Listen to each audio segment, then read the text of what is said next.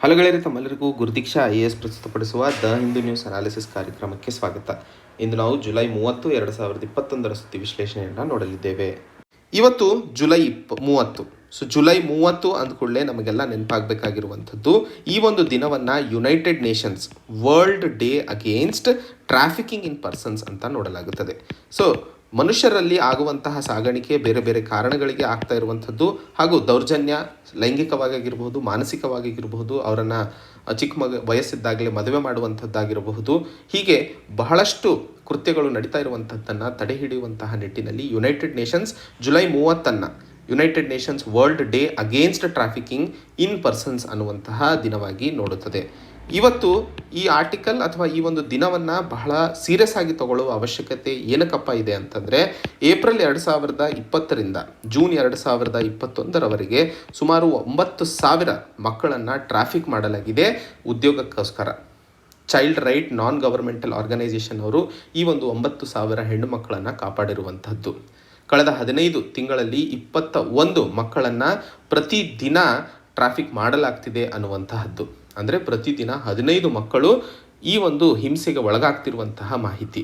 ಇವೆಲ್ಲ ನೋಡಿದಾಗ ಬಹಳಷ್ಟು ಮಕ್ಕಳು ಎಷ್ಟೋ ಹಜಾರ್ಡಸ್ ಸಿಚುವೇಷನ್ನಲ್ಲಿ ಕೆಲಸ ಮಾಡ್ತಾ ಇರುವಂಥದ್ದು, ಇವೆಲ್ಲವೂ ಬಹಳ ಜಾಸ್ತಿ ಆಗ್ತಿದೆಯೇ ಹೊರತು ಕಡಿಮೆ ಆಗ್ತಾ ಇಲ್ಲ ಅನ್ನುವಂತಹ ಮಾಹಿತಿಯನ್ನು ಕೊಡ್ತಾ ಇರುವಂಥದ್ದು.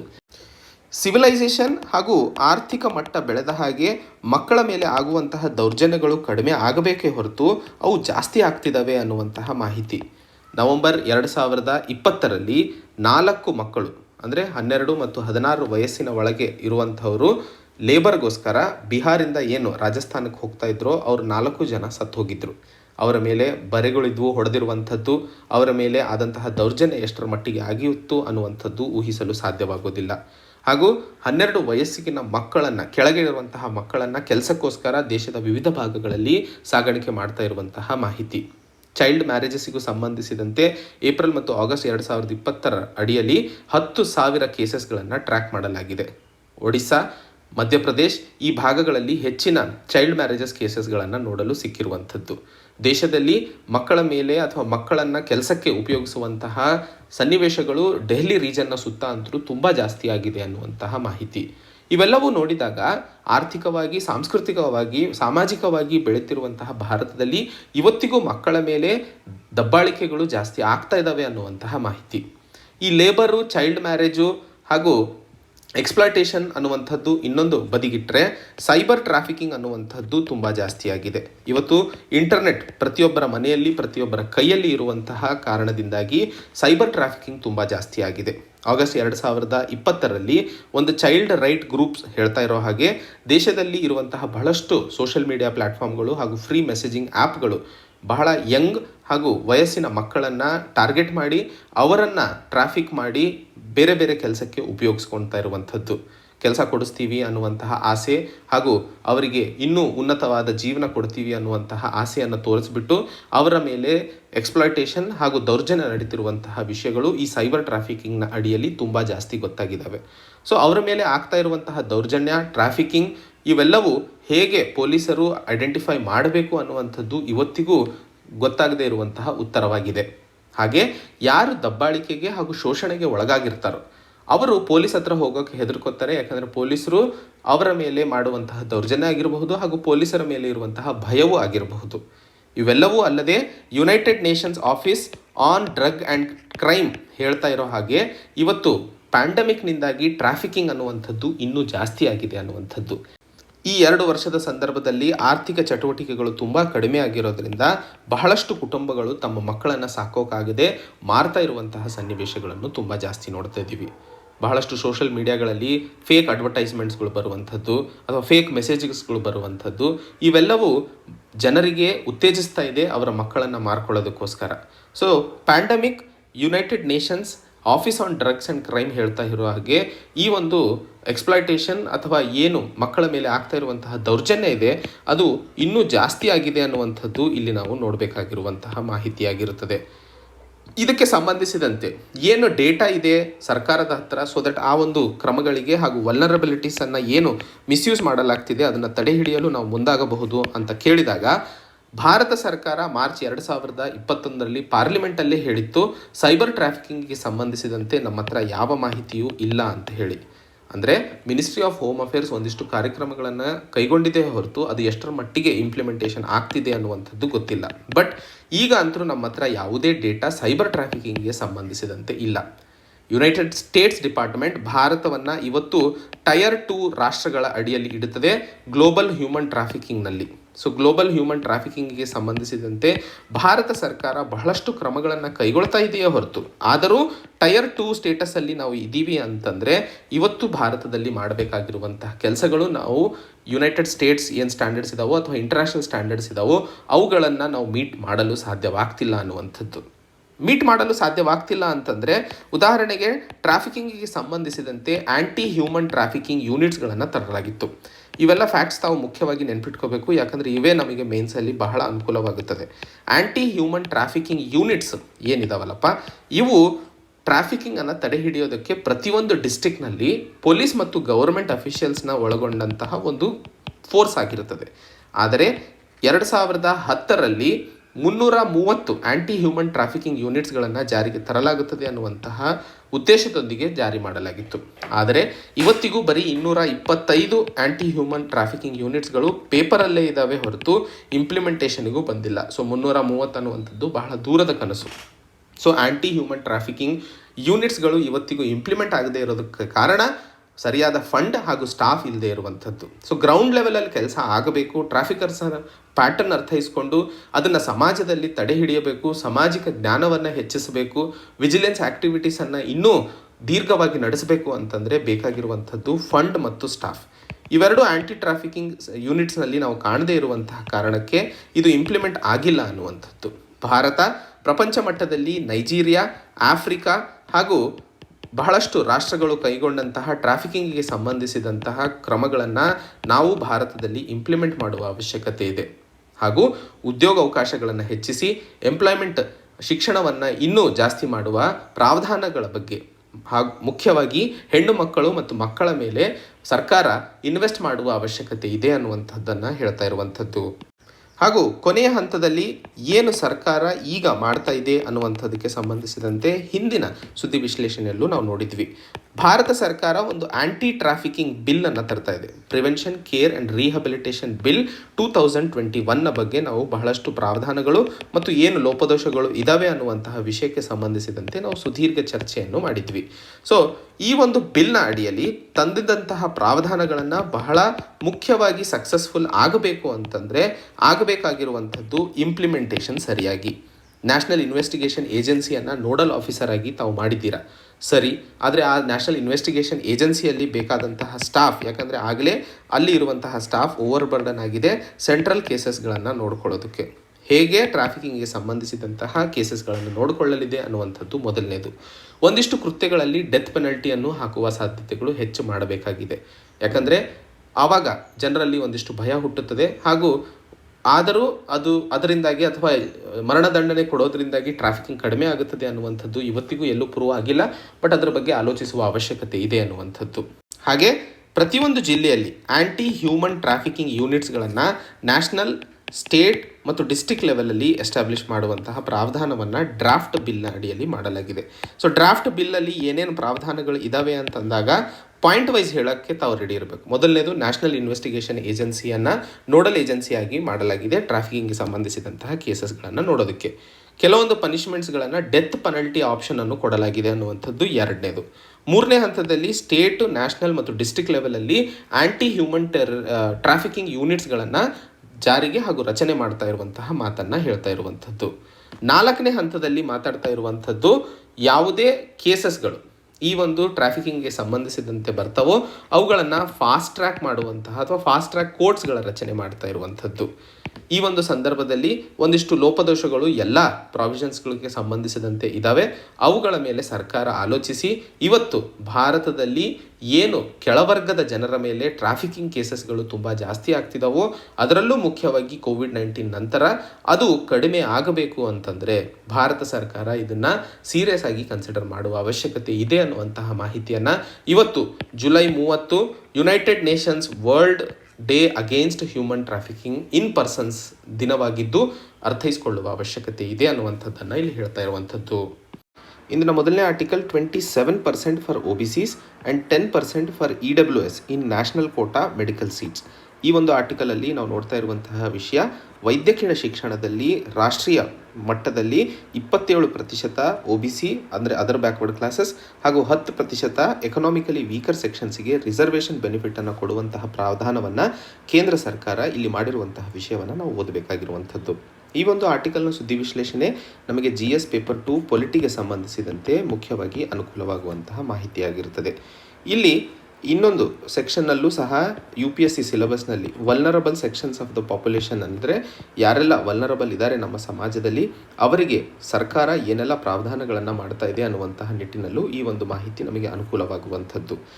ಇಲ್ಲಿ ಯಾಕೆ ಕೇಂದ್ರ ಸರ್ಕಾರ ಈಗ ಇದನ್ನು ಮಾಡಿದೆ ಅಂತಂದರೆ, ಜುಲೈ 19ರಂದು ಮದ್ರಾಸ್ ಹೈಕೋರ್ಟ್ ಕೇಂದ್ರ ಸರ್ಕಾರಕ್ಕೆ OBCಗೆ ಮತ್ತು ಎಕನಾಮಿಕಲಿ ವೀಕರ್ ಸೆಕ್ಷನ್ಸಿಗೆ ರಾಷ್ಟ್ರೀಯ ಮಟ್ಟದಲ್ಲಿ ಏನು ಆಲ್ ಇಂಡಿಯಾ ಕೋಟಾದ ಅಡಿಯಲ್ಲಿ ರಿಸರ್ವೇಷನ್ ಕೊಡಬೇಕಾಗಿದೆಯೋ ಅದನ್ನು ಹೆಚ್ಚು ಡಿಲೇ ಮಾಡೋ ಹಾಗಿಲ್ಲ, 1 ವಾರದಲ್ಲಿ ಅವರು ಇದಕ್ಕೆ ಪ್ರಾವಧಾನಗಳನ್ನು ಮಾಡಬೇಕು ಅನ್ನುವಂತಹ ತೀರ್ಪನ್ನು ಕೊಟ್ಟಿತ್ತು. ಅದೇ ನಿಟ್ಟಿನಲ್ಲಿ ಕೇಂದ್ರ ಸರ್ಕಾರ ಈ ಒಂದು 27% OBCಗೆ ಹಾಗೂ 10% ಎಕನಾಮಿಕಲಿ ವೀಕರ್ ಸೆಕ್ಷನ್ಸಿಗೆ ಆಲ್ ಇಂಡಿಯಾ ಕೋಟಾದ ಅಡಿಯಲ್ಲಿ ಪ್ರಾವಧಾನವನ್ನು ವೈದ್ಯಕೀಯ ಶಿಕ್ಷಣದಲ್ಲಿ ಮಾಡಿರುವಂಥದ್ದು.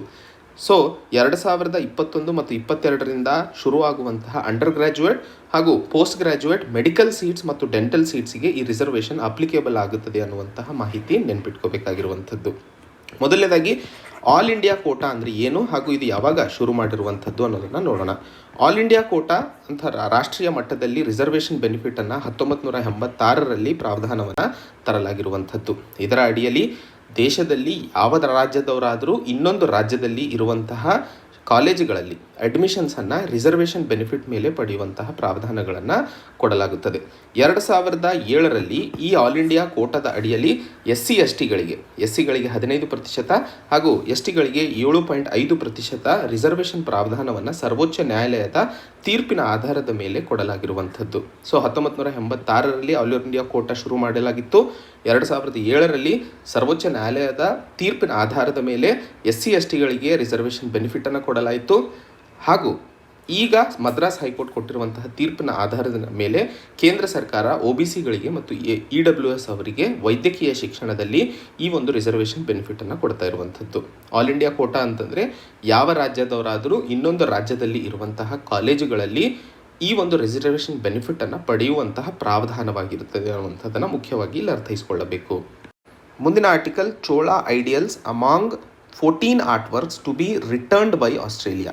ಸೊ ಈ ಒಂದು ಆರ್ಟಿಕಲಲ್ಲಿ ನಾವು ಓದ್ತಾ ಇರುವಂತಹ ವಿಷಯ, ನ್ಯಾಷನಲ್ ಗ್ಯಾಲರಿ ಆಫ್ ಆಸ್ಟ್ರೇಲಿಯಾ 14 ವಾಸ್ತುಶಿಲ್ಪಕ್ಕೆ ಏನು ಭಾರತ ಹಾಗೂ ಸೌತ್ ಈಸ್ಟ್ ಏಷ್ಯಾಗೆ ಸೇರಿದಂತಹ ವಾಸ್ತು ಕಲಾಕೃತಿಗಳಿದಾವೋ ಅವುಗಳನ್ನು ವಾಪಸ್ ಕೊಡ್ತಾ ಇರುವಂತಹ ನಿಟ್ಟಿನಲ್ಲಿ ಈ ಒಂದು ಆರ್ಟಿಕಲನ್ನು ನೋಡ್ತಾ ಇರುವಂಥದ್ದು. ಆ 14 ವಾಸ್ತು ಕಲಾಕೃತಿಗಳಲ್ಲಿ ಒಂದು ಚೋಳಾ ಸಾಮ್ರಾಜ್ಯಕ್ಕೆ ಸೇರಿದಂತಹ ವಿಗ್ರಹವಿರುತ್ತದೆ ಅನ್ನುವಂತಹ ಮಾಹಿತಿಯನ್ನು ಇಲ್ಲಿ ಹೇಳ್ತಾ ಇರುವಂಥದ್ದು. ಈ ಒಂದು ಆರ್ಟಿಕಲ್ನ ಸುದ್ದಿ ವಿಶ್ಲೇಷಣೆ GS ಪೇಪರ್ 1 ಆರ್ಟ್ ಆ್ಯಂಡ್ ಕಲ್ಚರಿಗೆ ಸಂಬಂಧಿಸಿದಂತೆ ಬಹುಮುಖ್ಯವಾಗಿ ನಮಗೆ ಅನುಕೂಲವಾಗುತ್ತದೆ. ಸೊ ಚೋಳಾ ಸಾಮ್ರಾಜ್ಯದ ಬಗ್ಗೆ ಒಂದಿಷ್ಟು ಮಾಹಿತಿಯನ್ನು ಅರ್ಥೈಸಿಕೊಳ್ಳಬೇಕು, ಮುಖ್ಯವಾಗಿ ನಮಗೆ ಎಕ್ಸಾಮಿನೇಷನಲ್ಲಿ ಕೇಳುವಂತಹ ಪ್ರಶ್ನೆಗಳ ಬಗ್ಗೆ. ಚೋಳಾ ಸಾಮ್ರಾಜ್ಯದ ಬಗ್ಗೆ ದಕ್ಷಿಣ ಭಾರತದ ತಮಿಳ್ ಸಾಮ್ರಾಜ್ಯವನ್ನು ಚೋಳಾ ಸಾಮ್ರಾಜ್ಯ ಅಂತಲೇ ಕರೆಯಲಾಗುತ್ತದೆ. ಈ ಒಂದು ಸಾಮ್ರಾಜ್ಯವು ಕಾವೇರಿ ನದಿಯ ತಟದಲ್ಲಿ ಉಗಮವಾಗಿತ್ತು ಅನ್ನುವಂಥದ್ದು ಅಥವಾ ಅಲ್ಲಿ ಒರಿಜಿನೇಟ್ ಆಗಿತ್ತು ಅನ್ನುವಂಥದ್ದು. ಹಾಗೂ ಇದರ ಹಳೆಯ ರಾಜಧಾನಿ ಯಾವುದಪ್ಪ ಅನ್ನುವಂತಹ ಪ್ರಶ್ನೆಗಳು ಕೇಳಿದಾಗ ಉರಯೂರ್ ಅಂತಲೇ ಕರೆಯಲಾಗ್ತಿತ್ತು. ಸೊ ಈಗಿನ ತಿರುಚಿರಪಲ್ಲಿ ಏನಿದೆಯೋ ಅದನ್ನು ಹಳೆ ಉರಯೂರ್ ಅಂತ ಕರೆಯಲ್ಪಡ್ತಿತ್ತು. ಸೊ ಚೋಳಾ ಸಾಮ್ರಾಜ್ಯದ ಹಳೆಯ ರಾಜಧಾನಿ ಉರಯೂರ್ ಅಥವಾ ತಿರುಚಿರಪಲ್ಲಿ ಅಂತ ಕೇಳಿದಾಗ ಅದು ಸರಿಯಾದ ಉತ್ತರವಾಗಿರುತ್ತದೆ. ಹಾಗೂ ಚೋಳಾ ಸಾಮ್ರಾಜ್ಯಕ್ಕೆ ಸೇರಿದ ಒಬ್ಬ ಮಹಾನ್ ರಾಜನ ಬಗ್ಗೆಯೂ ಅರ್ಥೈಸಿಕೊಳ್ಳಬೇಕು, ರಾಜರಾಜ 1 ಅಂತ ಹೇಳಿ. ಸೊ ರಾಜರಾಜ 1 ಯಾಕೆ ಇಂಪಾರ್ಟೆಂಟ್ ಅಂತಂದರೆ ಇವರು ತಂಜಾವೂರಿನಲ್ಲಿ ಇರುವಂತಹ ಬೃಹದೇಶ್ವರ ದೇವಸ್ಥಾನವನ್ನು ಇವರ ಸಮಯದಲ್ಲೇ ಕಟ್ಟಲಾಗಿದೆ ಅನ್ನುವಂಥದ್ದು. ಈ ಪ್ರಶ್ನೆ ಬಹಳಷ್ಟು ಸರಿ PSI ಮತ್ತು ಗ್ರೂಪ್ C KPSC ಎಕ್ಸಾಮ್ಸ್ಗಳಲ್ಲಿ ಕೇಳಲಾಗಿದೆ. ಸೊ ಬೃಹದೇಶ್ವರ ದೇವಸ್ಥಾನವನ್ನು ಚೋಳಾ ಸಾಮ್ರಾಜ್ಯದವರು ಕಟ್ಟಿಸಿದ್ದು, ಅದರಲ್ಲಿ ರಾಜರಾಜ 1 ಇದಕ್ಕೆ ಚಾಲನೆಯನ್ನು ಮಾಡಿದ್ರು ಅನ್ನುವಂಥದ್ದು ಮುಖ್ಯವಾಗಿ ಈ ಒಂದು ಆರ್ಟಿಕಲಲ್ಲಿ ನಾವು ನೆನಪಿಟ್ಕೋಬೇಕಾಗಿರುವಂತಹ ವಿಷಯ. ಮುಂದಿನ article, Asthana posting violates supreme court verdict ಅಂತ ಹೇಳಿ ಡೆಲ್ಲಿ ಅಸೆಂಬ್ಲಿ ಹೇಳ್ತಾ ಇರುವಂಥದ್ದು. ಸೊ ಈ ಒಂದು ಆರ್ಟಿಕಲಲ್ಲಿ ನಾವು ಡಿಸ್ಕಸ್ ಮಾಡ್ತಾ ಇರುವಂತಹ ವಿಷಯ, ರಾಕೇಶ್ ಅಸ್ಥಾನಾ ಅವರನ್ನು ಮಿನಿಸ್ಟ್ರಿ ಆಫ್ ಹೋಮ್ ಅಫೇರ್ಸ್ ದೆಹಲಿಯ ಹೊಸ ಪೊಲೀಸ್ ಕಮಿಷನರ್ ಆಗಿ ಅಪಾಯಿಂಟ್ ಮಾಡುವಂತಹ ವಿಷಯವನ್ನು ದೆಹಲಿಯ ಅಸೆಂಬ್ಲಿ ವಿರೋಧ ವ್ಯಕ್ತಪಡಿಸ್ತಿರುವಂತಹ ವಿಷಯವನ್ನು ನಾವಿಲ್ಲಿ ನೋಡಬೇಕಾಗಿರುವಂಥದ್ದು. ಯಾಕೆ ವಿರೋಧ ವ್ಯಕ್ತಪಡಿಸ್ತಾ ಇದೆ ಅಂತಂದರೆ, ಮುಖ್ಯವಾಗಿ ಸರ್ವೋಚ್ಚ ನ್ಯಾಯಾಲಯವು ಹೇಳಿದಂತಹ Prakash Singh versus union of India case 2019ರಲ್ಲಿ ಈ ಒಂದು ತೀರ್ಪನ್ನು ಹೇಳಿತ್ತು. ಆ ತೀರ್ಪಿನ ಪ್ರಕಾರ ಯಾರೆಲ್ಲ ಅಧಿಕಾರಿಗಳ ಸರ್ವಿಸ್ 6 ತಿಂಗಳಕ್ಕಿಂತ ಕಡಿಮೆ ಇರುತ್ತದೆಯೋ ಅವರನ್ನು ಪೊಲೀಸ್ ಫೋರ್ಸ್ನ ಹೆಡ್ ಆಗಿ ಅಪಾಯಿಂಟ್ ಮಾಡೋ ಹಾಗಿಲ್ಲ ಅನ್ನುವಂತಹ ತೀರ್ಪು Prakash Singh versus union of India case 2019ರಲ್ಲಿ ಕೊಟ್ಟಿತ್ತು. ಈಗ ಮಿನಿಸ್ಟ್ರಿ ಆಫ್ ಹೋಮ್ ಅಫೇರ್ಸ್ ತಂದಂತಹ ಈ ಒಂದು ಆರ್ಡರ್ ಏನು ರಾಕೇಶ್ ಅಸ್ಥಾನಾ ಅವರನ್ನು ಪೊಲೀಸ್ ಕಮಿಷನರ್ ಆಗಿ, ದೆಹಲಿಯ ಪೊಲೀಸ್ ಕಮಿಷನರ್ ಆಗಿ ಅಪಾಯಿಂಟ್ ಮಾಡುವಂತಹ ಪ್ರಯತ್ನಗಳು ನಡೀತಾ ಇದ್ದಾವೋ ಅದು ಸರಿ ಅಲ್ಲ ಅನ್ನುವಂತಹ ವಿರೋಧವನ್ನು ದೆಹಲಿ ಅಸೆಂಬ್ಲಿಯಲ್ಲಿ ತೋರಿಸ್ತಾ ಇರುವಂತಹ ವಿಷಯವನ್ನು ಇಲ್ಲಿ ಅರ್ಥೈಸಿಕೊಳ್ಳಬೇಕಾಗಿರುವಂಥದ್ದು. ಮುಂದಿನ article, upturn V shaped but small firms urban poor hit harder ಅಂತ ಹೇಳಿ. ಸೊ ಈ ಒಂದು ಆರ್ಟಿಕಲಲ್ಲಿ ನಾವು ಮಾತಾಡ್ತಿರುವಂತಹ ವಿಷಯ, ಚೀಫ್ ಎಕನಾಮಿಕ್ ಅಡ್ವೈಸರ್ ಆದಂತಹ ಕೃಷ್ಣಮೂರ್ತಿ ಸುಬ್ರಹ್ಮಣ್ಯನ್ ಅವರು ಭಾರತ ದೇಶದಲ್ಲಿ ಆರ್ಥಿಕ ವ್ಯವಸ್ಥೆ ಪ್ಯಾಂಡಮಿಕ್ ನಂತರದಲ್ಲಿ ಒಂದಿಷ್ಟು ಜನ ಕೆ ಶೇಪ್ಡ್ ರಿಕವರಿ ಆಗ್ತಾ ಇದೆ ಅನ್ನುವಂತಹ ಮಾತನ್ನು ಹೇಳ್ತಾ ಇರುವಂಥದ್ದು. ಆದರೆ ಈ ಕೆ ಶೇಪ್ಡ್ ರಿಕವರಿ ಅನ್ನುವಂಥದ್ದು ಸೆಕ್ಟರಲ್ ಲೆವೆಲಲ್ಲಿ ಆಗ್ತಾ ಇದೆ. ಇಂಡಸ್ಟ್ರಿಯಲ್ ಸೆಕ್ಟರ್ ಆಯಿತು, ಸರ್ವಿಸ್ ಸೆಕ್ಟರ್ ಆಯಿತು, ಅಥವಾ small and medium scale industries ಆಯಿತು. ಸೊ ಈ ಸೆಕ್ಟರ್ಸ್ಗಳ ಮಟ್ಟದಲ್ಲಿ ಕೆ ಶೇಪ್ಡ್ ರಿಕವರಿಯನ್ನೇ ಕಾಣ್ತಾ ಇದ್ದೀವಿ ಹೊರತು, ಬಟ್ ಓವರಾಲ್ ಆರ್ಥಿಕ ಚಟುವಟಿಕೆ ನೋಡಿದಾಗ ನಾವು ವಿ ಶೇಪ್ಡ್ ರಿಕವರಿ ಕಾಣ್ತಾ ಇದ್ದೀವಿ ಅನ್ನುವಂತಹ ಮಾತನ್ನು chief economic adviser Krishnamurthy Subramanian ಅವರು ಹೇಳ್ತಾ ಇರುವಂತಹ ಮಾತನ್ನು ನಾವಿಲ್ಲಿ ವಿಶ್ಲೇಷಣೆ ನೋಡಬೇಕಾಗಿರುವಂಥದ್ದು. ಈ ಒಂದು ಆರ್ಟಿಕಲ್ನ ಸುದ್ದಿ ವಿಶ್ಲೇಷಣೆ ನಮಗೆ GS ಪೇಪರ್ 3 ಎಕಾನಮಿಗೆ ಸಂಬಂಧಿಸಿದಂತೆ ಬಹುಮುಖ್ಯವಾಗಿ ಅನುಕೂಲವಾಗುತ್ತದೆ. ಯಾವುದೇ ಆರ್ಥಿಕ ಚಟುವಟಿಕೆ ಹೇಗೆ ಬದಲಾಗ್ತಿದೆ ಅನ್ನುವಂತಹ ವಿಷಯವನ್ನು ನಾವು ಆ ಒಂದು ಶೇಪ್ನ ಮೇಲೆ ಹೇಳುವಂಥದ್ದು. L ಶೇಪ್ಡ್ ಆಯಿತು, W ಶೇಪ್ಡ್ ಆಯಿತು, K ಶೇಪ್ಡ್ ಆಯಿತು, V ಶೇಪ್ಡ್ ಆಯಿತು.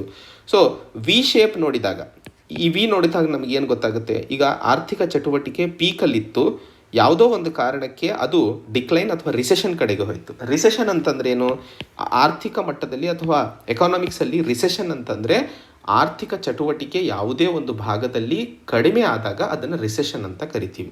ಸೊ ಇಲ್ಲಿ ಕಡಿಮೆ ಆಗ್ತಾ ಇರುವಂತಹ ಆರ್ಥಿಕ ಚಟುವಟಿಕೆ ರಿಸೆಷನ್ ಕಾಣ್ತೀವಿ.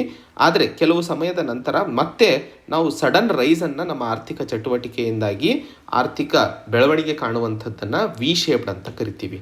ಅದೇ ಯು ಶೇಪ್ಡ್ ಅಂತಂದರೆ ಆರ್ಥಿಕ ಚಟುವಟಿಕೆ ಯಾವುದೇ ಒಂದು ಕಾರಣಕ್ಕೆ ಕೆಳಗಿಳಿತಾ ಇದೆ ಹಾಗೂ ಬಹಳಷ್ಟು ಸಮಯ ಅದು ಇಲ್ಲೇ ಕೆಳಗಡೆ ಉಳ್ಕೊಂಡು ಆಮೇಲೆ ರಿಕವರಿಯನ್ನು ಕಾಣುತ್ತದೆ. ಕೆ ಶೇಪ್ಡ್ ರಿಕವರಿ ಅಂತಂದರೆ ಇರುವಂತಹ ಆರ್ಥಿಕ ಚಟುವಟಿಕೆಗಳಲ್ಲಿ, ಯಾಕಂದರೆ ಭಾರತದ ಒಟ್ಟು ಆರ್ಥಿಕ ವ್ಯವಸ್ಥೆಯಲ್ಲಿ ನೋಡಿದಾಗ ಬಹಳಷ್ಟು ಸೆಕ್ಟರ್, ಇಂಡಸ್ಟ್ರಿಯಲ್ಲು, ಸರ್ವಿಸು, ಮ್ಯಾನುಫ್ಯಾಕ್ಚರಿಂಗ್ ಇದ್ದಾವೆ. ಸೊ ಕೆಲವೊಂದು ಸೆಕ್ಟರ್ಗಳು ಮೇಲೆ ಬೆಳ್ಕೊತಾ ಹೋಗ್ತವೆ, ಆದರೆ ಕೆಲವೊಂದು ಸೆಕ್ಟರ್ಗಳು ಕೆಳಗೆ ಬೀಳುವಂತಹ ಸಾಧ್ಯತೆಗಳು ಇರ್ತವೆ. ಆ ಒಂದು ಸಂದರ್ಭದಲ್ಲಿ ನಾವು ಆ ವ್ಯವಸ್ಥೆ ಅಥವಾ ಆ ಒಂದು ಆರ್ಥಿಕ ವ್ಯವಸ್ಥೆಯನ್ನು ಕೆ ಶೇಪ್ಡ್ ರಿಕವರಿ ಅಂತ ಕರಿತೀವಿ. ಸೊ ಇಲ್ಲಿ ಚೀಫ್ ಎಕನಾಮಿಕ್ ಅಡ್ವೈಸರ್ ಹೇಳ್ತಾ ಇರುವಂಥದ್ದು, ಯಾರೆಲ್ಲ ಕ್ರಿಟಿಕ್ಸ್ ಅಥವಾ ಒಂದಿಷ್ಟು ವಿರೋಧ ಪಕ್ಷದವರು ಭಾರತದ ಆರ್ಥಿಕ ಚಟುವಟಿಕೆ ಕೋವಿಡ್-19 ಪ್ಯಾಂಡಮಿಕ್ನಿಂದಾಗಿ ಕೆಳಗಿಳಿದಿದೆ ಅನ್ನುವಂಥದ್ದು ಎಲ್ಲರಿಗೆ ಗೊತ್ತೇ ಇದೆ. ಆದರೆ ಕೋವಿಡ್-19 ಲಾಕ್ಡೌನ್ ಮುಗಿದ ನಂತರ ಈಗ ಯಾವ ರೀತಿಯಲ್ಲಿ ನಮ್ಮ ದೇಶದ ಆರ್ಥಿಕ ಚಟುವಟಿಕೆ ಬೆಳೀತಾ ಇದೆ ಹಾಗೂ ಆರ್ಥಿಕ ವ್ಯವಸ್ಥೆ ಮುಂದೆ ಆಗಲಿದೆ ಅನ್ನುವಂಥದ್ದಕ್ಕೆ ವಿರೋಧ ಪಕ್ಷದವರು ಹಾಗೂ ಒಂದಿಷ್ಟು ಕ್ರಿಟಿಕ್ಸ್ ಅವರು ಕೆ ಶೇಪ್ಡ್ ರಿಕವರಿಯನ್ನು ಕಾಣ್ತಾ ಇದ್ದೀವಿ ಅಂತ ಏನು ಹೇಳ್ತಿದ್ದಾರೋ, ಇದು ನಾವು ಸೆಕ್ಟರಲ್ ಲೆವೆಲಲ್ಲಿ ಕಾಣ್ತಾ ಇರುವಂಥದ್ದು ನಿಜ. ಬಟ್ ನಮ್ಮ ದೇಶದ ಒಟ್ಟು ಆರ್ಥಿಕ ಚಟುವಟಿಕೆ ಹಾಗೂ ವ್ಯವಸ್ಥೆ ಏನಿದೆ ಅದು ವಿ ಶೇಪ್ಡ್ ರಿಕವರಿಯನ್ನು ಕಾಣ್ತಾ ಇದೆ ಅನ್ನುವಂತಹ ಮಾತನ್ನು ಚೀಫ್ ಎಕನಾಮಿಕ್ ಅಡ್ವೈಸರ್ ಈ ಒಂದು ಆರ್ಟಿಕಲಲ್ಲಿ ಹೇಳ್ತಾ ಇರುವಂಥದ್ದನ್ನು ಅರ್ಥೈಸ್ಕೊಳ್ಳಬೇಕಾಗಿರುವಂಥದ್ದು. ಮುಂದಿನ article, 391 complaints of sexual harassment says centre. ಈ ಒಂದು ಆರ್ಟಿಕಲಲ್ಲಿ ನಾವು ಮಾತಾಡ್ತಿರುವಂತಹ ವಿಷಯ, women and child development minister ಆದಂತಹ ಸ್ಮೃತಿ ಇರಾನಿ ಅವರು ರಾಜ್ಯಸಭೆಯಲ್ಲಿ ಕೇಳಿದಂತಹ ಒಂದು ಪ್ರಶ್ನೆಗೆ ಎಷ್ಟು ಸೆಕ್ಷುವಲ್ ಹರಾಸ್ಮೆಂಟ್ ಕೇಸಸ್ಗಳು ಶೀ ಬಾಕ್ಸ್ನಲ್ಲಿ ನಾವು ಕಂಡಿದ್ದೀವಿ ಅನ್ನುವಂತಹ ಮಾತಿಗೆ ಉತ್ತರವನ್ನು ಕೊಡ್ತಾ ಇರುವಂಥದ್ದು. ಒಟ್ಟು 391 ಕಂಪ್ಲೇಂಟ್ಸ್ಗಳು ಸೆಕ್ಷುವಲ್ ಹರಾಸ್ಮೆಂಟಿಗೆ ಸಂಬಂಧಿಸಿದಂತೆ ಶೀ ಬಾಕ್ಸ್ನಲ್ಲಿ ಕೇಂದ್ರ ಸರ್ಕಾರದ ಅಡಿಯಲ್ಲಿ ಬಂದಿದ್ದಾವೆ ಅನ್ನುವಂತಹ ಮಾತನ್ನು ಹೇಳ್ತಾ ಇರುವಂಥದ್ದು. ಏನಿದು ಶೀ ಬಾಕ್ಸ್ ಅನ್ನುವಂಥದ್ದು ಬಹಳ ಮುಖ್ಯವಾಗಿ ಅರ್ಥೈಸ್ಕೊಳ್ಳಬೇಕು. ಹಾಗೂ ಈ ಒಂದು ಸುದ್ದಿ ವಿಶ್ಲೇಷಣೆ ನಮಗೆ GS paper 2 vulnerable section of ಸೊಸೈಟಿಗೆ ಸಂಬಂಧಿಸಿದಂತೆ ಅನುಕೂಲವಾಗುತ್ತದೆ. ಸೊ ಈ ಒಂದು ಆರ್ಟಿಕಲ್ನಲ್ಲಿ ಮಹಿಳೆಯರ ವಿರುದ್ಧ ಆಗುವಂತಹ ಸೆಕ್ಷುವಲ್ ಹರಾಸ್ಮೆಂಟ್ಗಳು ಏನು ವರ್ಕ್ ಪ್ಲೇಸಲ್ಲಿ ಆಗ್ತಾವೋ ಅದಕ್ಕೆ ಸಂಬಂಧಿಸಿದಂತೆ woman at workplace prevention prohibition and redressal act 2013 ಇದು ನೆನ್ಪಿಟ್ಕೋಬೇಕು. ಯಾಕಂದರೆ ಮೇನ್ಸ್ ಬರಿಬೇಕಾದ್ರೆ ಅಥವಾ ವರ್ಕ್ ಪ್ಲೇಸಲ್ಲಿ ಸೆಕ್ಷುವಲ್ ಹರಾಸ್ಮೆಂಟನ್ನು ತಡೆ ಹಿಡಿಯೋದಕ್ಕೋಸ್ಕರ ಏನೆಲ್ಲ ಪ್ರಾವಧಾನಗಳನ್ನು ತಗೊಂಡಿದ್ದಾರೆ ಅಂತಂದಾಗ ಈ ಒಂದು ಆ್ಯಕ್ಟನ್ನು ಪೂರ್ತಿಯಾಗಿ ಬರೆಯುವಂಥದ್ದು ಬಹಳ ಮುಖ್ಯವಾಗಿರ್ತದೆ. So woman at workplace prevention, prohibition and redressal act 2013. ಈ ಒಂದು ಆ್ಯಕ್ಟ್ನ ಅಡಿಯಲ್ಲಿ ಎಲ್ಲ ಹೆಣ್ಣು ಮಕ್ಕಳು ಯಾರೆಲ್ಲ ಗೌರ್ಮೆಂಟ್ ಎಂಪ್ಲಾಯೀಸ್ಗಳಾಗಿದ್ದಾರೋ ಹಾಗೂ ಪ್ರೈವೇಟ್ ಸೆಕ್ಟರಲ್ಲೂ ಕೆಲಸ ಮಾಡ್ತಾ ಇರುವಂಥವರ ವಿರುದ್ಧ ಏನಾದರೂ ಸೆಕ್ಷುವಲ್ ಹರಾಸ್ಮೆಂಟ್ ಆಗಿದ್ದಲ್ಲಿ ಅವರು ಈ ಒಂದು ಶೀ ಬಾಕ್ಸ್ ಪೋರ್ಟಲಲ್ಲಿ ತಮ್ಮ ದೂರನ್ನು ಕೊಡುವಂತಹ ಪ್ರಾವಧಾನಗಳನ್ನು 2017ರಿಂದ ಶುರು ಮಾಡಿರುವಂಥದ್ದು. ಹಾಗೂ ಈ ಒಂದು ಪೋರ್ಟಲ್ನ ಅಡಿಯಲ್ಲಿ ಬಂದಿರುವಂತಹ ಕೇಸಸ್ಗಳನ್ನು women and child development ministry overtake ಅಥವಾ ಓವರ್ಸಿ ಮಾಡುತ್ತದೆ ಅನ್ನುವಂತಹ ವಿಷಯವನ್ನು ಇಲ್ಲಿ ನಾವು ನೆನ್ಪಿಟ್ಕೋಬೇಕಾಗಿರುವಂಥದ್ದು. ಪ್ರಿಲಿಮ್ಸಲ್ಲಿ ನಮಗೆ ಶೀ ಬಾಕ್ಸ್ ಅನ್ನುವಂಥದ್ದು ಏನು ಅಥವಾ ಯಾವುದಕ್ಕೆ ಸಂಬಂಧಿಸಿದೆ ಅನ್ನುವಂತಹ ಪ್ರಶ್ನೆ ಕೇಳಲು ಸಾಧ್ಯತೆ ಜಾಸ್ತಿ ಇರ್ತವೆ. ಸೊ ಇದು woman at workplace sexual ಹರಾಸ್ಮೆಂಟಿಗೆ ಸಂಬಂಧಿಸಿದಂಥ ಒಂದು ಪೋರ್ಟಲ್ ಆಗಿರುತ್ತದೆ ಅನ್ನುವಂತಹದ್ದನ್ನು ತಾವಿಲ್ಲಿ ಮುಖ್ಯವಾಗಿ ನೆನ್ಪಿಟ್ಕೋಬೇಕು. ಹಾಗೂ ಇದನ್ನು woman and child development ministry launch ಮಾಡಿರುವಂಥದ್ದು ಹಾಗೂ ಓವರ್ಸಿ ಮಾಡ್ತಾ ಇರುವಂತಹ ಮಾಹಿತಿಯು ನಾವಿಲ್ಲಿ ಮುಖ್ಯವಾಗಿ ನೆನ್ಪಿಟ್ಕೋಬೇಕಾಗಿರುವಂಥದ್ದು. ಮುಂದಿನ article the wings of Pegasus the epoch of cyber weapons. ಈ ಒಂದು ಆರ್ಟಿಕಲ್ನಲ್ಲಿ ನಾವು ಪೆಗಸಸ್ ಏನು ಇಸ್ರೇಲಿ NSO ಗ್ರೂಪ್ ಡೆವಲಪ್ ಮಾಡಿದಂತಹ ಒಂದು ಸೈಬರ್ ವಾರ್ಫೇರ್ಗೆ ಸಂಬಂಧಿಸಿದಂತಹ ಸಾಫ್ಟ್ವೇರ್ ಅಥವಾ ಮಾಲ್ವೇರ್ನ ಬಗ್ಗೆ ಮಾತಾಡ್ತಾ ಇದ್ದೀವೋ ಅದರ ಬಗ್ಗೆ ಸಂಕ್ಷಿಪ್ತ ವಿವರಣೆಯನ್ನು ಈ ಒಂದು ಆರ್ಟಿಕಲಲ್ಲಿ ನೋಡುವಂಥದ್ದು. ಈ ಒಂದು ಆರ್ಟಿಕಲ್ನ ಸುದ್ದಿ ವಿಶ್ಲೇಷಣೆ ನಮಗೆ GS paper 3 science and technology, ಅದರಲ್ಲೂ ಸಬ್ ಟಾಪಿಕ್ ಸೈಬರ್ ಕ್ರೈಮ್ಸ್ ಅಥವಾ ಸೈಬರ್ ವಾರ್ಫೇರ್ಗೆ ಸಂಬಂಧಿಸಿದಂತೆ ನಮಗೆ ಮುಖ್ಯವಾಗಿ ಅನುಕೂಲವಾಗುತ್ತದೆ. ಈ ಒಂದು ಆರ್ಟಿಕಲ್ನಲ್ಲಿ ನಾವು ಮಾತಾಡ್ತಿರುವಂಥದ್ದು ಪೆಗಸಸ್ ಸ್ಪೈವೇರ್ನ ಬಗ್ಗೆ ನಮಗೆಲ್ಲ ಗೊತ್ತೇ ಇರುವಂತಹ ಮಾಹಿತಿ. ಈ ಒಂದು ಪೆಗಸಸ್ ಸ್ಪೈವೇರನ್ನು ಮಿಸ್ಯೂಸ್ ಮಾಡ್ತಾ ಇರುವಂತಹ ನಿಟ್ಟಿನಲ್ಲಿ ಅಥವಾ ಏನು ಅಲಿಗೇಷನ್ಸ್ಗಳು ಒಂದಿಷ್ಟು ಪ್ರೆಸ್ ಮೀಡಿಯಾ ಬ್ರೀಫಿಂಗಿಂದ ಬರ್ತಾ ಇದ್ದಾವೋ ಅವುಗಳ ಬಗ್ಗೆ ಸರ್ಕಾರ ಏನೇ ಉತ್ತರ ಕೊಡದೇ ಇದ್ದರೂ ಅಥವಾ ಸೈಲೆಂಟಾಗಿದ್ದರೂ ಅಥವಾ ಕೊಡ್ತಾ ಇರುವಂತಹ ವಿಷಯ ಸೋರ್ಸ್ ಏನಿದೆ ಅದು ಇಲಿಜಿಟಿಮೇಟ್ ಇದೆ ಅನ್ನುವಂತಹ ಮಾತನ್ನು ಹೇಳ್ತಾ ಇದೀವೋ ಇವೆಲ್ಲವೂ ಬಂದರೂ ಸಹ ಇವತ್ತು ಸೈಬರ್ ವೆಪನ್ಸ್ಗಳ ಬಗ್ಗೆ ಡಿಬೇಟ್ ಶುರು ಆಗಿರುವಂಥದ್ದಂತರೂ ಸತ್ಯ.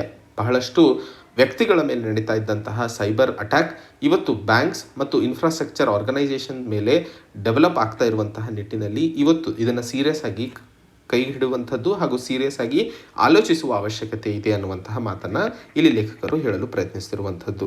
ಮೊದಲನೇ ಹಂತದಲ್ಲಿ ಸೈಬರ್ ವೆಪನ್ಸ್ ಅಥವಾ ಸೈಬರ್ ವಾರ್ಫೇರ್ನ ಬಗ್ಗೆ ಹೇಗೆ ಎವಲ್ಯೂಷನ್ ಆಯಿತು ಅನ್ನುವಂತಹ ಮಾಹಿತಿಯನ್ನು ತಿಳ್ಕೊಳ್ಳೋಣ. ಇದರ ಬಗ್ಗೆ ಮೊದಲನೇದಾಗಿ 1990ರ ದಶಕದಲ್ಲಿ ಇಸ್ರೇಲಿ ಡೊಮೆಸ್ಟಿಕ್ ಇಂಟೆಲಿಜೆನ್ಸ್ ಏಜೆನ್ಸಿ ಅವರು ಹಮಾಸ್ಗೆ ಇದ್ದಂತಹ ಅಥವಾ ಹಮಾಸ್ನ ಒಬ್ಬರು ಲೀಡರನ್ನು ಫೋನಲ್ಲಿ ಒಂದು ಎಕ್ಸ್ಪ್ಲೋಸಿವ್ನ ಇಟ್ಟು ಫೋನ್ ಮಾಡಿ ಆ ಒಂದು ಫೋನ್ ರಿಸೀವ್ ಆದ ಕೂಡಲೇ ಅದು ಬ್ಲಾಸ್ಟ್ ಆಗಿ ಸಾಯುವಂತಹ ರೀತಿಯಲ್ಲಿ ಸಿಸ್ಟಮನ್ನು ಡೆವಲಪ್ ಮಾಡಿದರು. ತದನಂತರ ನಾರ್ವೆದಲ್ಲಿ ಇದ್ದಂತಹ ಒಂದು ವೆಮಾರ್ಕ್ ಪವರ್ ಸ್ಟೇಷನ್ ವರ್ಲ್ಡ್ ವಾರ್ 2ರ ಸಮಯದಲ್ಲಿ ಅದನ್ನು ಧ್ವಂಸಗೊಳಿಸೋಕ್ಕೋಸ್ಕರ ಎಷ್ಟೋ ತಿಂಗಳ ಪ್ಲಾನಿಂಗ್ ನಡೆದಿತ್ತು ಹಾಗೂ ಎಷ್ಟೋ ಜೀವಗಳು ಹೋಗಿದ್ವು. ಆದರೆ ಇವತ್ತು ಅದನ್ನು ಮಾಡಬೇಕು ಅಂತಂದರೆ ಚುಟಕಿಯಲ್ಲಿ ಮಾಡುವಂತಹ ಪ್ರಾವಧಾನವಿದೆ ಸೈಬರ್ ವಾರ್ಫೇರ್ನ ಕೆಳಗಡೆ. 2019ರಲ್ಲಿ ನಾರ್ಕ್ಸ್ ಹೈಡ್ರೋ ಅನ್ನುವಂತಹ ಒಂದು aluminium and energy producer company, ಆ ಒಂದು ಕಂಪನಿಯ ಮೇಲೂ ಸೈಬರ್ ಅಟ್ಯಾಕ್ ಮಾಡಿ ಅಲ್ಲಿ ಬೇಕಾದಂತಹ ವಿಷಯಗಳನ್ನು ಕಡಿಮೆ ಸಮಯದಲ್ಲಿ ಧ್ವಂಸಗೊಳಿಸಲು ಸಾಧ್ಯವಾಗಿತ್ತು. ಇವೆಲ್ಲವನ್ನು ನೋಡಿದಾಗ ಇವತ್ತು ಇಂಟರ್ನೆಟ್ ಎಲ್ಲರ ಲಿವಿಂಗ್ ರೂಮಿಗೆ ಹೋಗಿದೆ ಆ್ಯಂಡ್ ವಾರ್ಫೇರ್ ಅಥವಾ ವಾರ್ ಅನ್ನುವಂಥದ್ದು ಇವತ್ತು ಯಾವುದೇ ಫೀಲ್ಡಲ್ಲಿ ಅಥವಾ ಸಮುದ್ರದಲ್ಲಿ ನಡೀತಾ ಇಲ್ಲ. ಇವತ್ತು ವಾರ್ ಅನ್ನುವಂಥದ್ದು ಮನೆ ಬಾಗಿಲಿಗೆ ನಿಂತಿದೆ, ಮನೆ ಒಳಗಡೆನೆ ಬಂದಿದೆ ಅನ್ನುವಂತಹ ಮಾತನ್ನು ಹೇಳ್ತಾ ಇರುವಂಥದ್ದು. ನಮಗೆಲ್ಲ ಗೊತ್ತಿರೋ ಹಾಗೆ ಯುದ್ಧ ಅನ್ನುವಂಥದ್ದು ಐದರ್ ಲ್ಯಾಂಡ್, ವಾಟರ್, ಏರ್ ಈ 3 ಭಾಗಗಳಲ್ಲಿ ನೋಡ್ತಿದ್ವಿ. 4ನೇ ಹಂತದಲ್ಲಿ ಇವತ್ತು ಅಂತರಿಕ್ಷದಲ್ಲೂ ಸಹ ಯುದ್ಧ ನಡೀತಿರುವಂತಹ ಅಥವಾ ಯುದ್ಧದ ಸಾಧ್ಯತೆಗಳನ್ನು ಕಾಣ್ತಿದ್ದೀವಿ. ಈಗ 5ನೇ ಹಂತದಲ್ಲಿ ಸೈಬರ್ನ ಬಗ್ಗೆ ಮಾತಾಡ್ತಾ ಇದ್ದೀವಿ. ಸೊ 5ನೇ ಅಸ್ತ್ರವಾಗಿ ಅಥವಾ 5ನೇ ಗ್ರೌಂಡ್ ಆಗಿ ಯುದ್ಧಕ್ಕೆ ಈ ಒಂದು ಸೈಬರ್ ಡೊಮೇನ್ ಹೊರಬರಲಿದೆ ಅನ್ನುವಂತಹ ಮಾತನ್ನು ಹೇಳ್ತಾ ಇರುವಂಥದ್ದು. ಇವತ್ತು ಇಸ್ರೇಲಿ ಕಂಪನಿ ಸೈಬರ್ ವಾರ್ಫೇರ್ನಲ್ಲಿ ಅಷ್ಟೊಂದು ಡಾಮಿನೇಟಿಂಗ್ ಏನಿಲ್ಲ. ಹಂಗೆ ನೋಡ್ಕೊಂಡ್ರೆ ಚೈನೀಸ್, ರಷ್ಯನ್ಸ್, ಕೊರಿಯನ್ಸ್ ಮತ್ತು ಅಮೇರಿಕನ್ಸು ಇದರಲ್ಲಿ ಮಾಸ್ಟರ್ಸ್ ಇದ್ದಾರೆ. ಹಾಗಿದ್ದರೂ ಸಹ ಪೆಗಸಿಸ್ ಅನ್ನುವಂತಹ ಒಂದು ಸಾಫ್ಟ್ವೇರನ್ನು ಇಸ್ರೇಲಿ ಕಂಪನಿ ಡೆವಲಪ್ ಮಾಡಿದೆ ಅಂತಂದರೆ ಎಷ್ಟರ ಮಟ್ಟಿಗೆ ಆರ್ಟಿಫಿಷಿಯಲ್ ಇಂಟೆಲಿಜೆನ್ಸು ಮತ್ತು ಸೈಬರ್ ಡೊಮೇನ್ ಬೆಳೆದಿದೆ ಅನ್ನುವಂಥದ್ದನ್ನು ಇವತ್ತು ಅರ್ಥೈಸ್ಕೊಳ್ಳಬೇಕಾಗಿರುವಂಥದ್ದು. ಪೆಗಸಿಸ್ ಸ್ಪೈವೇರನ್ನು ಉಪಯೋಗಿಸ್ಕೊಂಡ್ಬಿಟ್ಟು ಫೋನ್ನಲ್ಲಿ ಸೀಕ್ರೆಟಾಗಿ ಎಂಟರ್ ಆಗಿಬಿಟ್ಟು ಅದರಲ್ಲಿರುವಂತಹ ಮೆಸೇಜಸ್ಸು, ಕಾಲ್ ರೆಕಾರ್ಡ್ಸು ಹಾಗೂ ಅವ್ರ ಮೈಕ್ರೋಫೋನನ್ನು ಆನ್ ಮಾಡಿ ಅವ್ರು ಏನು ಮಾತಾಡ್ತಿದ್ದಾರೆ ಅಂತ ಕೇಳಿಸ್ಕೊಳ್ಳುವಂಥದ್ದು, ಅವ್ರದ್ದೇ ಕ್ಯಾಮ್ರಾವನ್ನು ಶುರು ಮಾಡಿ ಅವ್ರು ಎಲ್ಲಿದ್ದಾರೆ, ಏನು ಮಾಡ್ತಾ ಇದ್ದಾರೆ ಅನ್ನುವಂಥದ್ದನ್ನು ತಿಳ್ಕೊಳ್ಳುವಂಥದ್ದು ಹಾಗೂ ಪಿನ್ ಪಾಯಿಂಟಿಗೆ ಎಲ್ಲೆಲ್ಲಿ ಹೋಗಿದ್ರು, ಏನೇನು ಮಾಡಿದ್ರು ಅನ್ನುವಂತಹ ವಿಷಯವನ್ನು ಈ ಪೆಗಸಿಸ್ ಸಾಫ್ಟ್ವೇರೊಂದಿಗೆ ತಿಳ್ಕೊಳ್ಳುವಂತಹ ಪ್ರಾವಧಾನ ಇಲ್ಲಿ ಇರುವಂಥದ್ದು. ಮೊದಲಿಗೆ 2016ರಲ್ಲಿ ಪೆಗಸಿಸ್ ಸಾಫ್ಟ್ವೇರು ಸ್ಪಿಯರ್ ಫಿಶಿಂಗ್ ಮಾಡ್ತಿತ್ತು. ಅಂದರೆ ಡೈರೆಕ್ಟಾಗಿ ಎಂಟ್ರಿ ಮಾಡೋಕ್ಕಾಗ್ತಾ ಇದ್ದಿಲ್ಲ. ಏನಾದರೂ ಮಾಲ್ವೇರನ್ನು ಬಿಟ್ಟುಬಿಟ್ಟು ಆಮೇಲೆ ಅದಕ್ಕೆ ಅನುಗುಣವಾಗಿ ಸಿಕ್ಕಾಕೊಂಡಾಗ ಅದರಿಂದ ಡೇಟಾವನ್ನು ತೆಗೆಯುವಂಥದ್ದು. ಆದರೆ ಈ ಸ್ಪಿಯರ್ ಫಿಶಿಂಗ್ ಅಂತ ಹೊರಬಂದು, ಇದು ಸೈಬರ್ ಅಟ್ಯಾಕ್ಸಲ್ಲಿ ಒಂದು ವರ್ಡ್ ಆಗಿರುತ್ತದೆ, ಸ್ಪಿಯರ್ ಫಿಶಿಂಗ್ ಅಂತ ಹೇಳಿ. ಯೂಶಲಿ ಮೀನು ಹಿಡಿಯೋದಕ್ಕೆ ಗಾಳ ಹಾಕ್ತೀವಲ್ಲ, ಆ ಥರ ಸೈಬರಲ್ಲಿ ಗಾಳ ಹಾಕ್ತಿದ್ರು. ಯಾವುದೋ ಫೇಕ್ ಇಮೇಲ್ ಕಳಿಸೋದು ಅಥವಾ ಫೇಕ್ ಮೆಸೇಜಸ್ ಕಳಿಸೋದು. ಆ ಗಾಳ ಓಪನ್ ಮಾಡಿದಾಗ ಅಥವಾ ಗಾಳ ಹಿಡ್ಕೊಂಡು ಕೂಡಲೇ ಹೇಗೆ ಮೇನ್ ಸಿಕ್ಕಾಕೋತಿದ್ದೋ ಹಾಗೆ ಈ ಒಂದು ಸ್ಪಿಯರ್ ಫಿಶಿಂಗ್ ಆಗಿ ಉಪಯೋಗಿಸಲಾಗ್ತಿತ್ತು ಪಿಗಸಸನ್ನು 2016ರಲ್ಲಿ. ಇವತ್ತು ಝೀರೋ ಕ್ಲಿಕ್ ಅಟ್ಯಾಕನ್ನು ಮಾಡಲಾಗ್ತಿದೆ. ಅಂದರೆ ನೀನು ಏನು ಮುಟ್ಟೋದೇ ಬೇಡಪ್ಪ, ಯಾವುದು ಮುಟ್ಟೋದು ಬೇಡ, ಏನೂ ಮಾಡೋದು ಬೇಡ, ಡೈರೆಕ್ಟಾಗಿ ಫೋನಲ್ಲೇ ಎಂಟ್ರಿ ಆಗಿಬಿಟ್ಟು ಅದರಲ್ಲಿ ಬೇಕಾಗಿರೋ ಎಲ್ಲ ಸಿಸ್ಟಮನ್ನು ತಿಳ್ಕೊಂಬಿಟ್ಟು ಅದು ವರ್ಕ್ ಮಾಡೋಕ್ಕೆ ಶುರು ಮಾಡಿಬಿಡುತ್ತೆ. ಈ ಒಂದು ಸಿಸ್ಟಮ್, ಆಪರೇಟಿಂಗ್ ಸಿಸ್ಟಮ್ ಡೆವಲಪ್ ಮಾಡಿದಂತಹ ಕಂಪನಿ ಅಥವಾ ಮ್ಯಾನುಫ್ಯಾಕ್ಚರರ್ಸಿಗೆ ಗೊತ್ತಿರಲ್ಲ ಅಲ್ಲಿರುವಂತಹ ಡಿಫೆಕ್ಟ್ಗಳು. ಈ ಕಂಪನಿಯವರು, ಸ್ಪೈವೇರ್ ಸೈಬರ್ ಅಟ್ಯಾಕ್ನವರು ತಿಳ್ಕೊಂಬಿಟ್ಟು ಅದನ್ನು ಉಪಯೋಗಿಸ್ಕೊಂಡು ಝೀರೋ ಕ್ಲಿಕ್ ಅಟ್ಯಾಕನ್ನು ಮಾಡ್ತಾ ಇರುವಂಥದ್ದು. ಸೊ ಪೆಗಾಸಿಸ್ ಅನ್ನುವಂಥದ್ದು ಇವತ್ತು ಎಷ್ಟರ ಮಟ್ಟಿಗೆ ಬೆಳೆದಿದೆ 5 ವರ್ಷಗಳ ಸಮಯದಲ್ಲಿ ಅನ್ನುವಂಥದ್ದು ಇಲ್ಲಿ ನೆನ್ಪಿಟ್ಕೋಬೇಕಾಗಿರುವಂಥದ್ದು. ಸೈಬರ್ ಅಟ್ಯಾಕಿಗೆ ಸಂಬಂಧಿಸಿದಂತೆ ಬಹಳಷ್ಟು ಹಳೆಯ ವಿಷಯಗಳು ನಮಗೆ ಗೊತ್ತೇ ಇದ್ದಾವೆ. 2017ರಲ್ಲಿ ಎಸ್ಟೋನಿಯಾದಲ್ಲಿ ಆದಂತಹ ಒಂದು ಸೈಬರ್ ಅಟ್ಯಾಕ್ ಬಗ್ಗೆ ತಮಗೆ ಮಾಹಿತಿ ಇದೆ. ತದನಂತರ ಸ್ಟಕ್ಸ್ನೆಟ್ ಅನ್ನುವಂತಹ ಒಂದು ವಾರ್ಮ್, ಈ ಸ್ಟಕ್ಸ್ನೆಟ್ ಅನ್ನುವಂತಹ ವಾರ್ಮ್ನ ಬಗ್ಗೆಯೂ ಅಥವಾ ಸ್ಪೈವೇರ್ನ ಬಗ್ಗೆಯೂ ತಮಗೆ ಗೊತ್ತಿರಬೇಕು. ಮ್ಯಾಚ್ ದ ಫಾಲೋಯಿಂಗಲ್ಲಿ ಇವು ಕೇಳುವಂತಹ ಸಾಧ್ಯತೆಗಳು ಜಾಸ್ತಿ ಇರ್ತವೆ. ಈ ಸ್ಟಕ್ಸ್ನೆಟ್ ವಾರ್ಮ್ ಅಥವಾ ಇದನ್ನು ಇರಾನ್ ನ್ಯೂಕ್ಲಿಯರ್ ಫೆಸಿಲಿಟಿಯನ್ನು ಡಿಸೇಬಲ್ ಮಾಡೋದಕ್ಕೋಸ್ಕರ ಉಪಯೋಗಿಸಲಾಗಿತ್ತು. ತದನಂತರ ಶಾಮೂನ್ ವೈರಸ್ ಅನ್ನುವಂಥದ್ದು 2012ರಲ್ಲಿ ಸೌದಿ ಅರ್ಮಾಕೋ ಕಂಪನಿ ಏನಿದೆಯೋ ಅದರ ಮೇಲೆ ಅಟ್ಯಾಕ್ ಮಾಡಲು ಉಪಯೋಗಿಸಲಾಗಿತ್ತು. 2016ರಲ್ಲಿ ಯುಕ್ರೇನ್ನ ಪವರ್ ಗ್ರಿಡನ್ನು ಆಫ್ ಮಾಡೋದಕ್ಕೂ ಒಂದು ಸಾಫ್ಟ್ವೇರ್ ಇತ್ತು, ಅದನ್ನು ಉಪಯೋಗಿಸಲಾಗಿತ್ತು ಸೈಬರ್ ಅಟ್ಯಾಕ್ನಲ್ಲಿ. 2017ರಲ್ಲಿ ರ್ಯಾನ್ಸಮ್ ವೇರ್ ಅಟ್ಯಾಕ್, ಇದರ ಬಗ್ಗೆ ತಮಗೆಲ್ಲ ಗೊತ್ತಿದೆ. ಗೌರ್ಮೆಂಟ್ ಕಂಪನೀಸ್ ಒಂದಿಷ್ಟು ಮಷೀನ್ಸ್ಗಳನ್ನು ಅಟ್ಯಾಕ್ ಮಾಡಿಬಿಟ್ಟು ಅದನ್ನು ರಿಕವರ್ ಮಾಡಬೇಕು ಅಂದರೆ ದುಡ್ಡು ಕೊಡಬೇಕು ಅನ್ನುವಂತಹ ಒಂದು ಸುದ್ದಿ ಆಗಿತ್ತು. 64 ರಾಷ್ಟ್ರಗಳಲ್ಲಿ ಈ ಒಂದು ಕೃತ್ಯ ನಡೆದಿತ್ತು. ತದನಂತರ ವನಕ್ರೈ ಅನ್ನುವಂತಹ ಒಂದು ಅಟ್ಯಾಕ್ನ ಬಗ್ಗೆಯೂ ಕೇಳಿದ್ರಿ. UK ನ್ಯಾಷನಲ್ ಹೆಲ್ತ್ ಸರ್ವಿಸಸ್ ಮೇಲೆ ಈ ಒಂದು ಅಟ್ಯಾಕ್ ನಡೆದಿತ್ತು, ವನಕ್ರೈ ಅಂತ ಹೇಳಿ. So Stuxnet worm, Shamoon virus, ransom attack ಹಾಗೂ ವನಕ್ರೈ ಇವೆಲ್ಲವೂ ಆ್ಯಕ್ಚುಲಿ ಸೈಬರ್ ಡೊಮೈನ್ ಎಷ್ಟರ ಮಟ್ಟಿಗೆ ಹರಡ್ತಾ ಇದೆ ಪ್ರಪಂಚದೆಲ್ಲೆಡೆ ಅನ್ನುವಂಥದ್ದನ್ನು ಹೇಳ್ತಾ ಇರುವಂಥದ್ದು. ಸೊ ಇವತ್ತು ಸೈಬರ್ ವೆಪನ್ ಎಷ್ಟರ ಮಟ್ಟಿಗೆ ಗಟ್ಟಿಯಾಗಿದೆ ಅಥವಾ ಕೆಪಾಸಿಟಿಯನ್ನು ಹೊಂದಿಕೊಂಡಿದೆ ಅಂತಂದರೆ ಸಿವಿಲಿಯನ್ ಮತ್ತು ಮಿಲಿಟರಿ ಸ್ಟ್ರಕ್ಚರನ್ನು ಪೂರ್ಣವಾಗಿ ಧ್ವಂಸಗೊಳಿಸಿ ಮತ್ತೆ ಅಥವಾ ಅದಕ್ಕೆ ಬೇಕಾದ ಹಾಗೆ ಚೇಂಜ್ ಮಾಡುವಂತಹ ಮಟ್ಟಕ್ಕೆ ಅದು ಬೆಳೆದು ನಿಂತಿರುವಂಥದ್ದು. ಇದನ್ನೆಲ್ಲ ತಿಳ್ಕೋಬೇಕು ಅಥವಾ ಸೈಬರ್ ಥ್ರೆಟ್ ಇವತ್ತು ಎಷ್ಟರ ಮಟ್ಟಿಗೆ ಆಗಿದೆಯೋ ಅದನ್ನು ಕೇರ್ಫುಲ್ಲಾಗಿ ಅನಾಲಿಸಿಸ್ ಮಾಡಿ ಅಸೆಸ್ ಮಾಡಿಕೊಂಡು ನಾವೇನಾದರೂ ತಯಾರಿಯನ್ನು ನಡೆಸಲಿಲ್ಲ ಅಂತಂದರೆ ನಮ್ಮ ದೇಶದ ಸಿಸ್ಟಮನ್ನು ಬೇರೆಯವರು ಆಳೋದಕ್ಕೆ ಶುರು ಮಾಡ್ತಾರೆ ಅನ್ನುವಂತಹ ಎಚ್ಚರಿಕೆಯನ್ನು ಲೇಖಕರು ಕೊಡಲು ಪ್ರಯತ್ನಿಸ್ತಿರುವಂಥದ್ದು. ಸೊ ಝೀರೋ ಡೇ ವಲ್ನರಬಿಲಿಟೀಸ್ ಅಥವಾ ಝೀರೋ ಡೇ ಅಟ್ಯಾಕ್ ಏನು ಮಾಡಲಾಗ್ತಿದೆಯೋ ಅದನ್ನು ತಿಳ್ಕೊಂಡು ಅಥವಾ ಅದರ ವಿರುದ್ಧ ನಾವು ಸಜ್ಜಾಗಬೇಕು ಅಂತಂದರೆ ಬರೀ ಫೈರ್ ವಾಲ್ಸು ಅಥವಾ ಸ್ಪೆಷಲ್ ಫೋನ್ಸ್ಗಳನ್ನು ಉಪಯೋಗಿಸೋದಲ್ಲ. ಇವತ್ತು ಪೆಗಾಸಿಸ್ ಅನ್ನುವಂತಹ ಸಾಫ್ಟ್ವೇರ್ ಅಥವಾ ಸ್ಪೈವೇರ್ ಹೇಗೆ ಡೆವಲಪ್ ಮಾಡಲಾಗಿದೆ ಅನ್ನುವಂಥದ್ದನ್ನು ಸಹ ಮೈಂಡ್ಸೆಟ್ ಬೆಳೆಸುವ ಅವಶ್ಯಕತೆ ಇದೆ.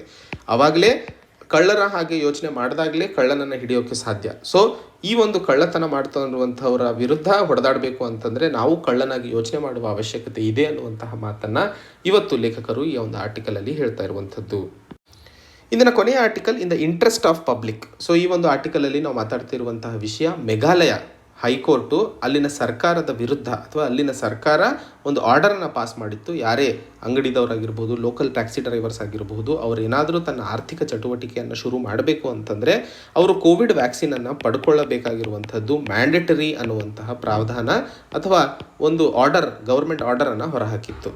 ಆ ಒಂದು ಸಂದರ್ಭದಲ್ಲಿ registrar general versus state of Meghalaya ಅನ್ನುವಂತಹ ಒಂದು ಕೇಸ್ನಲ್ಲಿ ಮೇಘಾಲಯ ಹೈಕೋರ್ಟ್ ಸರ್ಕಾರಕ್ಕೆ ಅಥವಾ ಅಲ್ಲಿನ ಮೇಘಾಲಯ ಸರ್ಕಾರಕ್ಕೆ ಕೊಟ್ಟಿರುವಂತಹ ನಿರ್ದೇಶನ ಏನಪ್ಪ ಅಂತಂದರೆ ಅವರು ಜಾರಿ ಮಾಡಿದಂತಹ ಏನು ಆರ್ಡರ್ ಇದೆ, ಗೌರ್ಮೆಂಟ್ ಆರ್ಡರ್ ಇದೆ, ಅದು ಜನರ right to personal life and liberty ಹಾಗೂ ರೈಟ್ ಟು ಪ್ರೈವಸಿಯ ವಿರುದ್ಧವಾಗಿದೆ. ಅದಕ್ಕೋಸ್ಕರ ಈ ರೀತಿಯ ಒಂದು ಪ್ರಾವಧಾನವನ್ನು ಸರ್ಕಾರ ಮಾಡಲು ಸಾಧ್ಯವಿಲ್ಲ ಅನ್ನುವಂತಹ ನಿಟ್ಟಿನಲ್ಲಿ ಇದನ್ನು ಬದಲಾಯಿಸುವಂತೆ ನಿರ್ದೇಶನವನ್ನು ಕೊಟ್ಟಿತ್ತು. ಅದಕ್ಕೆ ಅನುಗುಣವಾಗಿ ಸರ್ಕಾರ ಇವತ್ತು ಈ ಒಂದು ವ್ಯಾಕ್ಸಿನೇಷನ್ ಅನ್ನುವಂಥದ್ದು ಮ್ಯಾಂಡೇಟರಿ ಅಲ್ಲ, ಆದರೆ ಡೈರೆಕ್ಟಿವ್ ಆಗಿದೆ. ಇದರ ಬಗ್ಗೆ ತಾವು ಆಲೋಚಿಸಿ ತಾವೇ ಅನುಕೂಲವಾಗುವಂತೆ ಇದನ್ನು ತಗೊಳ್ಬೇಕು ಅನ್ನುವಂತಹ ನಿರ್ದೇಶನವನ್ನು ಸರ್ಕಾರ ಕೊಟ್ಟಿರುವಂಥದ್ದು.